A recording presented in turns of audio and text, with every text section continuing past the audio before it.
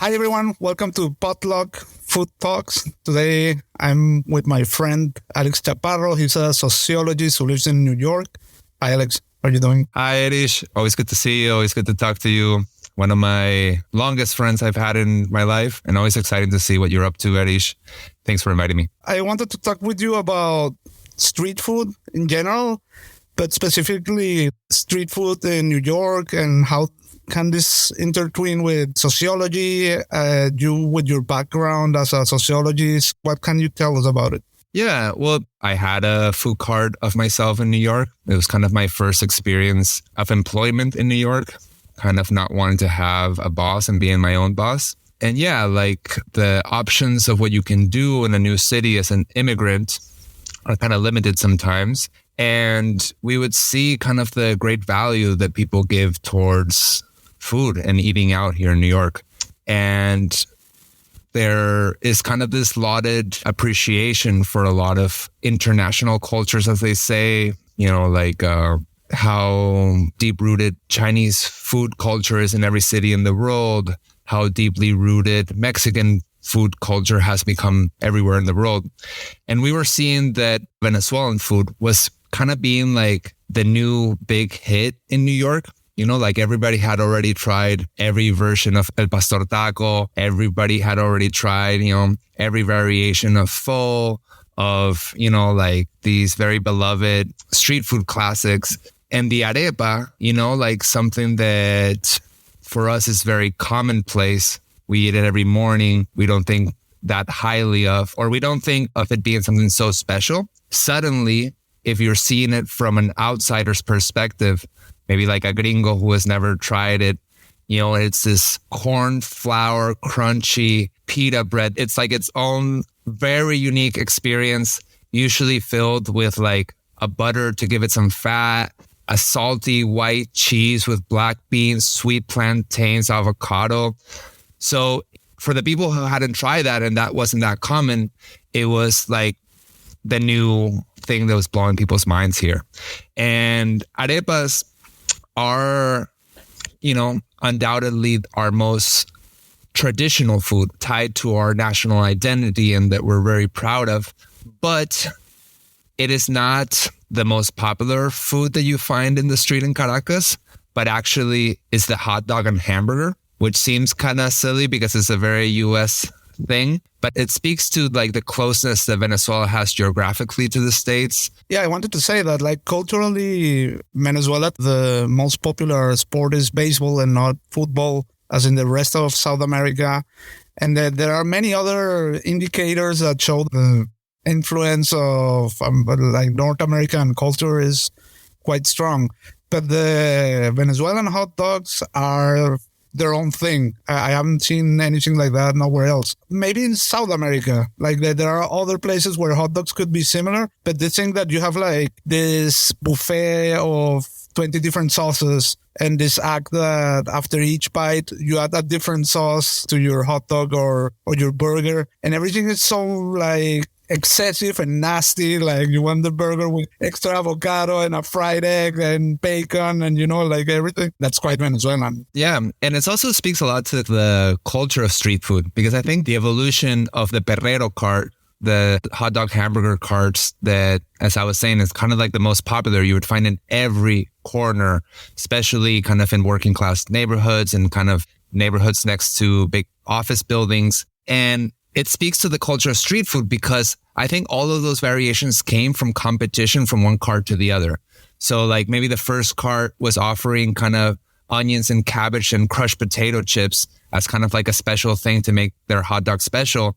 And then everybody's flocking towards that cart. So that meant that the other carts started to have to offer the same thing. Then added to that was like the shredded cheddar cheese, that kind of became like a mountain over the hot dog. And all of these things were kind of a way to kind of one up the next person.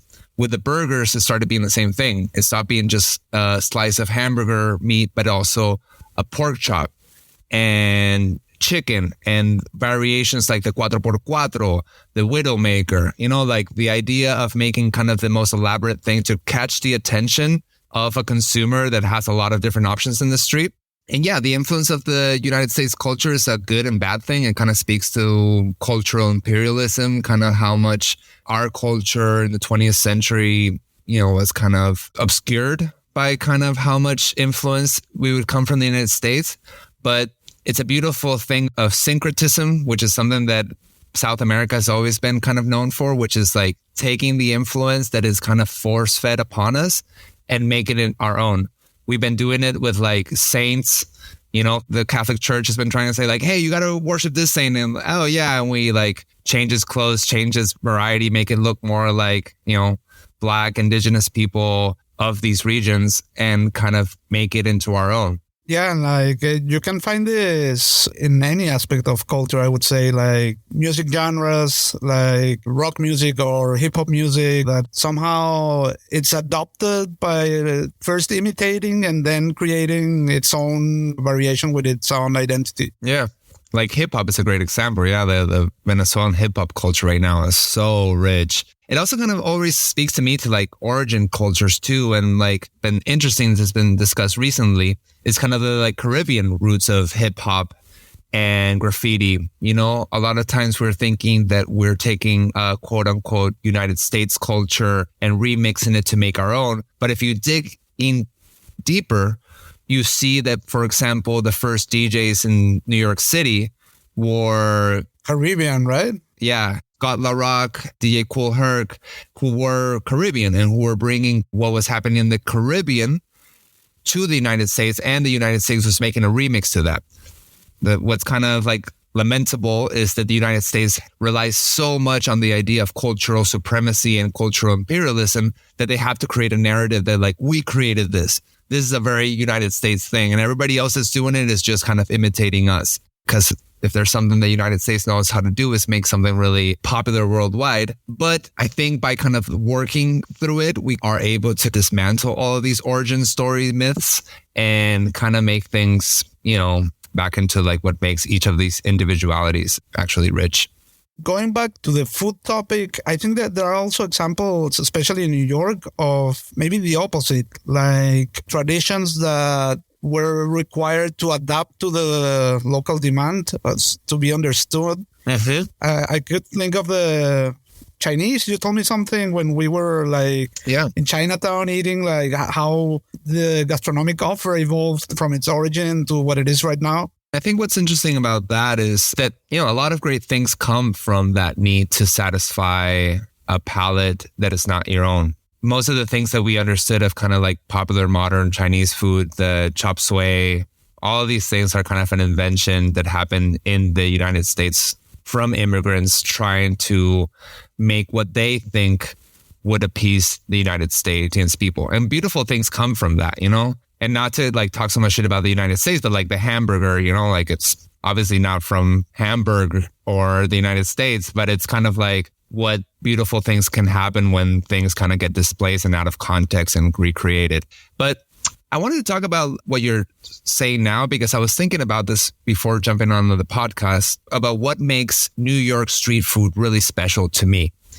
And to me, I think that what makes it really special is that it has an opportunity to not have to necessarily play into those dynamics of having to satisfy someone else. And I was thinking, and this is the sociologist and me kind of going off the sidetrack, but I was thinking about this book by Octavio Paz called The Labyrinth of Solitude.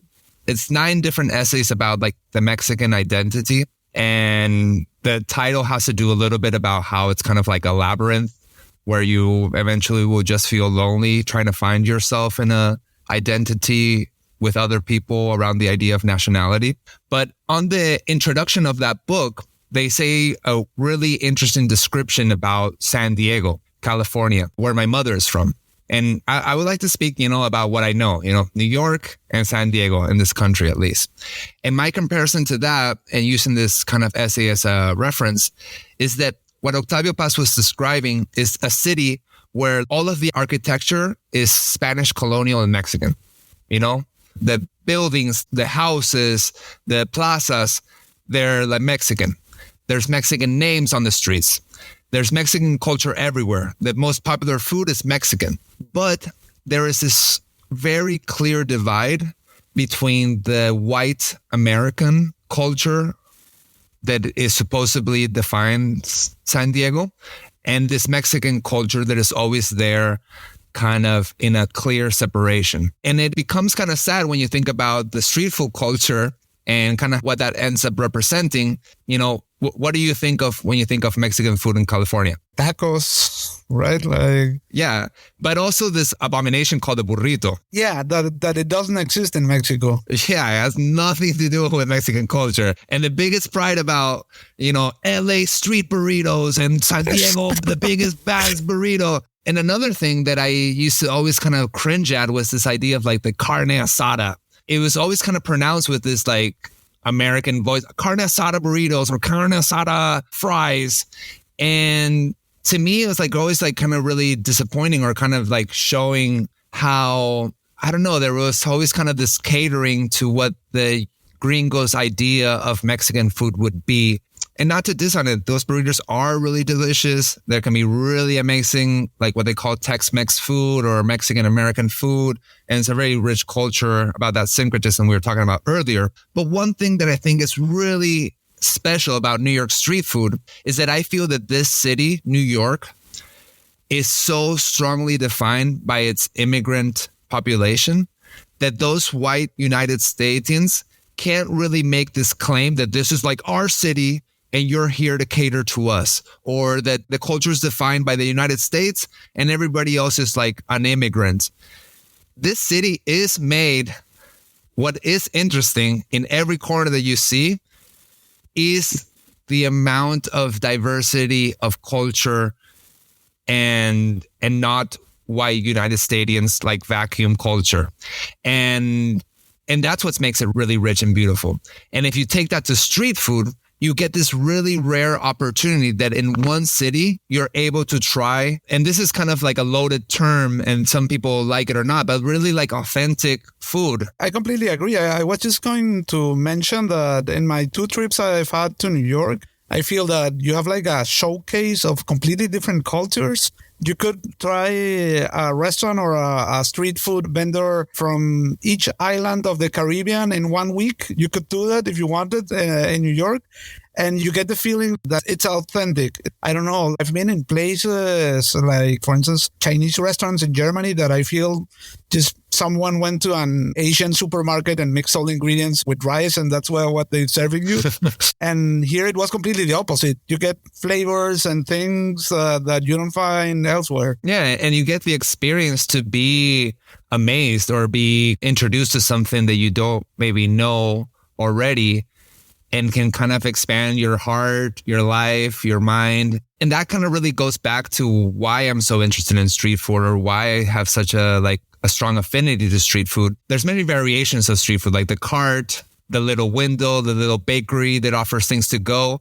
But to me, it summarizes or it defines by like a food that satisfies a working class's need, you know, like, or a working community's need. So it has to be usually centered around like the lunchtime or kind of the commute to work and back to home. You know, things that you might eat sitting down and taking a long time, or things that you might eat kind of on the go, walking around. And I feel that in kind of those examples, you, for example, in a city like New York, you get offering of food that, instead of trying to cater to like a wider population, or like, you know, to call it by its name, to try to appeal to the white bourgeoisie of the United States, that are people who are born here, which I feel happens a lot of like the restaurant culture, where we try to kind of get in on the blogs and we try to get, you know, Peter, this person to kind of come and review us and give us the, you know, the proof from the New York Times or from Eater.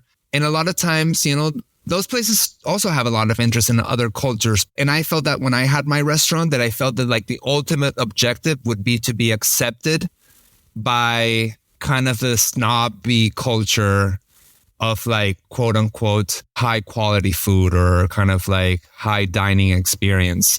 So we were trying to make hot dogs and hamburgers, but I felt in the way that we were marketing, the way that we were using Instagram, the way we were making our recipes even, we're kind of always catering to try to satisfy someone else, you know? And I think I'm excited for the street food culture future in New York, for example, at least in Venezuelan, because there's a bigger population of Venezuelans growing right now. And I'm excited to see kind of the street food culture that maybe like instead of trying to satisfy the gentrifying neighborhood, tries to satisfy kind of the local community that they're in, the people that are interested in getting that food that satisfies their own taste and that creates their own kind of demand within their own community. And then later, if anybody from the outside is interested in connecting with that, they're welcome, but it's kind of on their own terms, you know, in a way. Yeah, going back to the Venezuelan as a gastronomical offer that can be exported, I remember 20 years ago, there was this, what's the name? Arepa bar in New York. Mm-hmm. 20 years ago, that was the only one that was like a reference, I mean like worldwide, that I knew of. Just a plain arepa place or a plain place where you get cachapas, not like a fancy outdoor restaurant or something like this. Mm-hmm. And this was very difficult to see like in countries like Germany or Spain. And in the last 5-7 years, this has been completely flipped. Like you find arepa place and cachapa places in every city, anywhere, I would say. Of course, as a consequence of the massive migration due to the social crisis right now. Yeah, and I think that's a good example. This restaurant that you were referring to right now did a really good job of kind of introducing Venezuelan street food and making it attractive to the average gringo. And they did a really good job of it. They had really good graphic design. They had really good presentation of the dishes in Venezuela. But also that restaurant is kind of notoriously known for making the reina pepiada without mayonnaise, you know? And reina pepiada is one of like the most beloved fillings in an arepa, which is avocado chicken salad and very simple ingredients: avocado, shredded chicken, cilantro, mayo, salt and lime. But like the mayo being a big part of that, you know, kind of the fattiness, that most simple arepa filling you can make at home, delicious. But there was this idea that like adding mayonnaise would be gross, quote unquote, to the United States. Yeah, no, absolutely. And I've also seen the same, I would call it a defect or a non-authentic variation in restaurants here in Spain, where you see this reina pepiada like dark green. And it's like, no, that's not the way it is. Like it has mayo and that's how it's supposed to be. And it's okay. And this restaurant, it was like one was located in the Lower East Side in Manhattan, you know, a very high wealthy area. And the other was in Williamsburg, Brooklyn, a neighborhood known kind of as the heart of like gentrification in New York. And that's something I kind of want to talk about next. But we've been seeing a lot more Venezuelan restaurants open up in Jackson Heights, Queens, and neighborhoods that might not be so gentrified or so high kind of value in the real estate market, but there are kind of housing, you know, families, large communities. And you're seeing kind of offering at these restaurants of patacones, of yoyos, of things that to me are even more interesting about kind of the rich varieties of street food in Venezuela. The yoyos being, for example, a sandwich made where the bread is made out of sweet plantains, made into kind of like a patty, hard enough to handle, and then filled with like shredded beef and the typical things you would put on a hamburger. Can you also explain patacones, what they are? Patacones is something similar, but with green fried plantains. You fry them and then you smash them together to make a strong enough patty. And then you fill them with like the typical things you would fill on a street food cart for a steak sandwich or a hamburger, which is kind of all those sauces you talked about. You know, you can put kind of salty white cheese. I would say it's one of the most distinctive things of, I would say Caribbean, but probably Africa as well. What I think is really beautiful about street food is that you find this amazing richness of food culture that doesn't have to be necessarily tied to an idea of privilege, an idea of quality linked to necessarily exclusivity or ingredients that are uncommon. You know, sometimes, a lot of times in street food, we find foods that are used with very common ingredients that doesn't have a high price point, but they can have like a deeper, rich root in someone's love for that food that makes it so much more delicious and strong and powerful. We've become kind of accustomed to value things by their exclusivity or their elaborate effort to be done as a catering to us. And I see it very much in the food culture. And I experienced that having a food offering where you would feel that you would want to like make your prices every time a little bit higher. And you would want to kind of like cater to the people who are willing to pay $14 for a burger with a brioche bun and all these status symbols or symbols of like higher quality. And I was thinking of the example of Osaka, Japan. It was a part of Japan that was known for its merchants. It was like known for the people who would sell garments and, you know, just basically the things you would sell to people kind of on the street and stores. At one point, there was this emperor who decided that the merchants were in the lowest caste of society. So officially, and by decree of the government, they weren't allowed to buy property and they weren't allowed to like serve in high ranks in the government and such. So they were kind of ostracized with their money, kind of like in this way, like this anti-capitalist sentiment, like, hey, you sell shit to me. You're like the worst of the worst. You're just trying to get money out of my pocket and fuck you. Merchants suck. But I thought it was really beautiful that what kind of emerged in Osaka is the fact that since people didn't have money to spend on a house or belongings that would have kind of equity, that would have greater value over time, there developed a culture where people would just spend all their money on food and drinking. So these merchants would get out of work and they would have nothing else to do with their money. So they would drink and eat out because that's the only thing they could do with their money. And Osaka made some of the most iconic street foods of Japan that are really popular all over the world now, like takoyaki, the balls of squid with batter that are fried in little balls, okonomiyaki, the cabbage pancake. Oh, yeah. A lot of this comes from the streets of Osaka, of not having anything to do with your money than to like spend it and enjoy it, you know?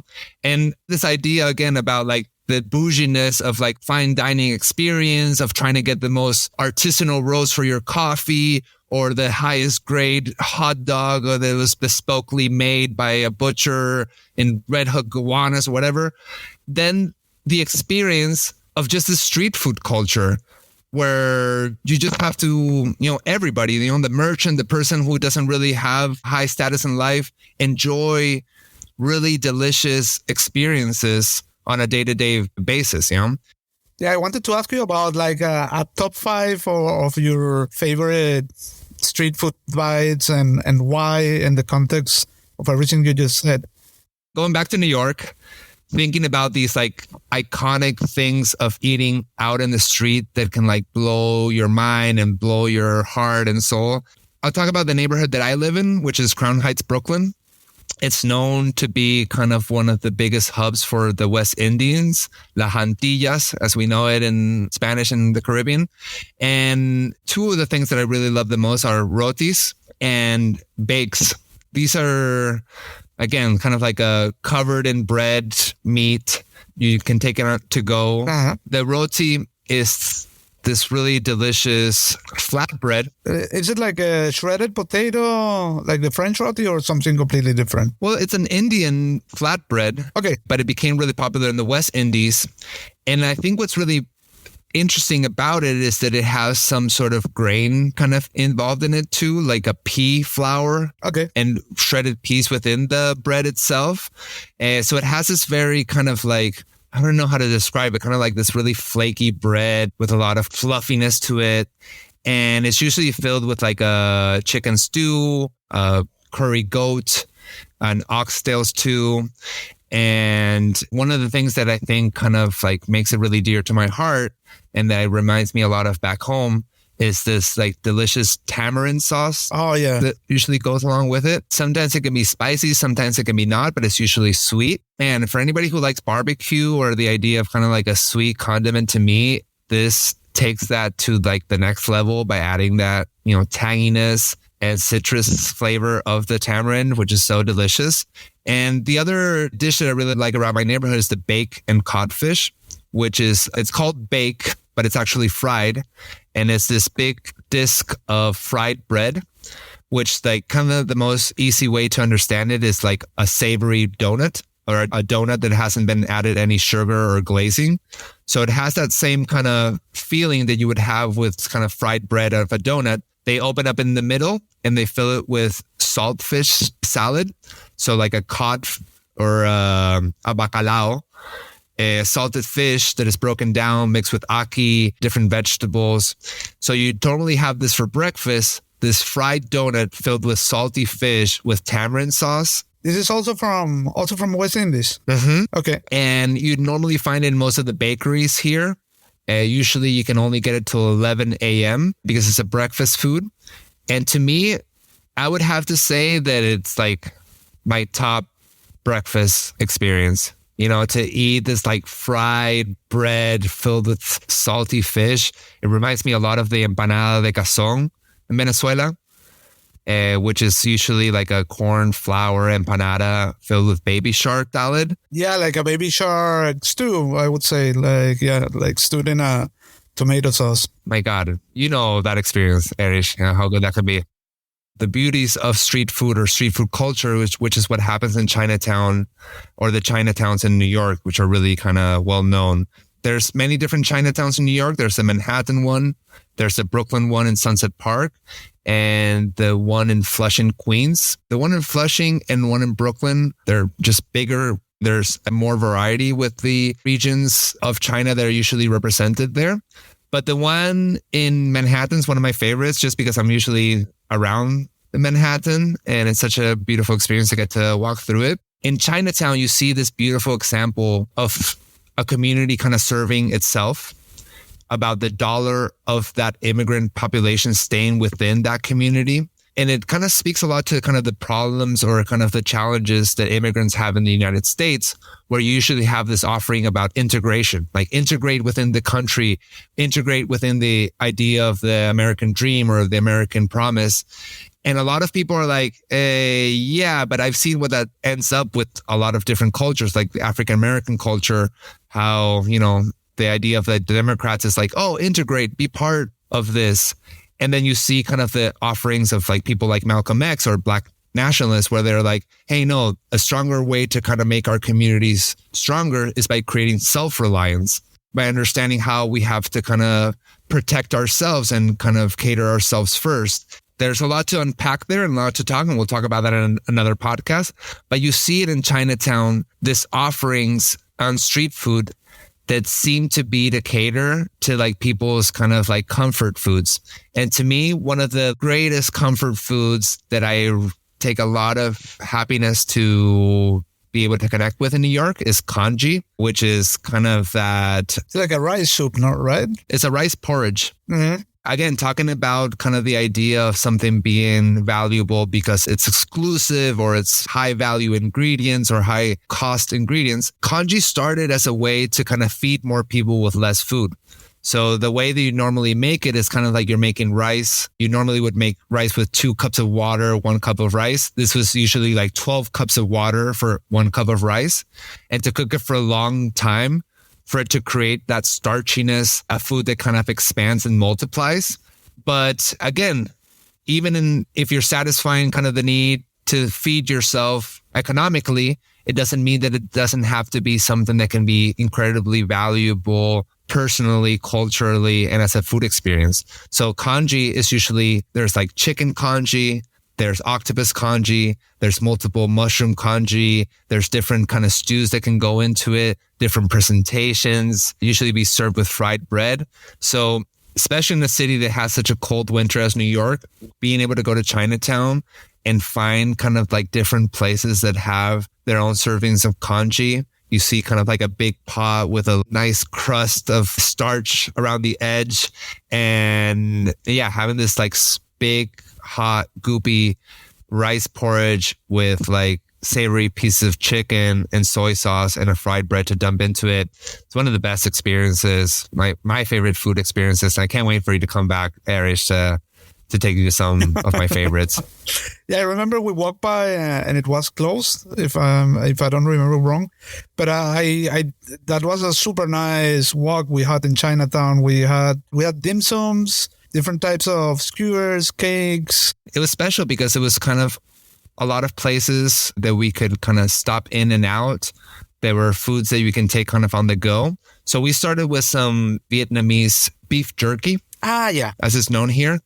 So it's just like dehydrated meat that is condimented beforehand. Super delicious. And then we stopped by a few bakeries that had pork buns. One specifically known for its pork and pineapple buns. So it's kind of like a sweet pastry filled with pork. And we also had some egg custard buns, which to me were a big highlight. We thought they were going to be savory, but they were actually kind of sweet. And so it's just kind of the yolk of the egg inside of a kind of like a bao type bun, but with, I would say, 50-50 between savory and sweet, but a really delicious experience. I really wanted to take you to the skewer carts that they had in Grand, but I'm just finding out that it's more of like a nighttime cart than a daytime when we went. And it's this cart that has this delicious skewer served over charcoal. So you get this feeling of eating something in a barbecue right in the street of, middle of Manhattan. And they usually have like enoki mushroom covered with bacon, king oyster mushrooms, scallops covered in bacon, sweet potatoes wrapped in aluminum foil, put into the charcoals. So a food that you can eat in the street that is, again, incredibly delicious. We also stopped by the dumplings and some of my favorite dumpling spots that, again, are kind of really well known in New York because they appear on every like cheap eat list. Like, oh, you can have 4 or 5 delicious chive and pork dumplings that are fried or steamed for $1.50 in New York. And I know I'm like contradicting myself because I was just saying earlier how these things can be valuable specifically because they're not expensive. But I also want to kind of highlight how I also don't really like when it's kind of always thought as like a cheap food. Like I like to think of it as like not bougie, like not unnecessarily overpriced or not unnecessarily sold to you as a marker of privilege, but more as something that can have just value in and of itself. It being affordable is something that obviously makes the experience of eating, to me at least, much happier. But I don't like to think of it as like cheap food. And like when I like to look for dumplings in Manhattan, I don't necessarily like to go follow the cheap food guides because most of that food is already kind of inexpensive. So sometimes those cheap food guides would send you, oh, these dumplings are only $1 a dozen. But the store next door has them for $1.50 a dozen. And they're really good too, like it doesn't necessarily have to go for like these like porn of cheapness or of unexpensiveness. A lot of the things I'm talking about in this podcast, they're nuanced, like catering to other people sometimes can create really beautiful things. Sometimes fine dining experiences can be amazing. Authentic is something that is like a very questionable term to use, because sometimes people want you to be authentic, and that means that you can't really change a recipe of where you're from. And I think that's bullshit. Like there's a lot of offerings, I think, in New York City that might not be traditional, but they're still authentic. All of this is kind of to just say that I think the experience of eating, the experience of connecting with a city is always enriched when you read about its history, when you read about the different factors involved, when you talk to the people that's eating there, when you kind of see the like cultures and dynamics that are connected to a specific food. And when you kind of eat and connect to a city like that, it really enriches your experience and kind of makes you a more nuanced experience. But I think culture and the dynamics of power in cities in the 21st century that we're living now is incredibly complex. But it always kind of starts a conversation. And that's why it's interesting to go kind of on a food tour with you, to listen to these types of podcasts or kind of to like learn more about the foods that we're shoving in our faces. Another thing I will say is that the idea of authenticity and kind of like cheapness or unaffordability has to be sometimes kind of seen with a little nuance, because that can be also problematic too when sometimes people are like, oh no, tacos have to be cheap. Tacos are cheap and that's a cheap food. And then you see kind of like offerings like Enrique Oliveira or Cosme or something like that. And it is really groundbreaking when you take that type of food and present it kind of on the world stage of, fine dining. So you have to be careful to not fall into another colonizing mindset of kind of seeing things in a way that you want to exoticize them or want to kind of make them fit into your idea of what they're supposed to be.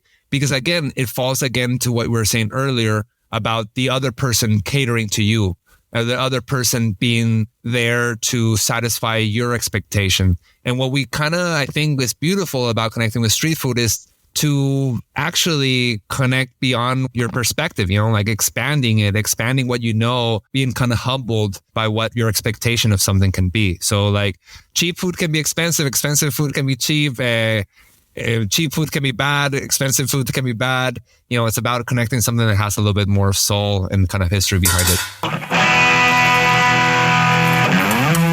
That's it for this week's episode of Potluck Food Talks. If you like what we're doing, make sure to subscribe to the podcast so you never miss an episode. You can also find us on Instagram and TikTok as Potluck Food Talks. The show airs every Monday.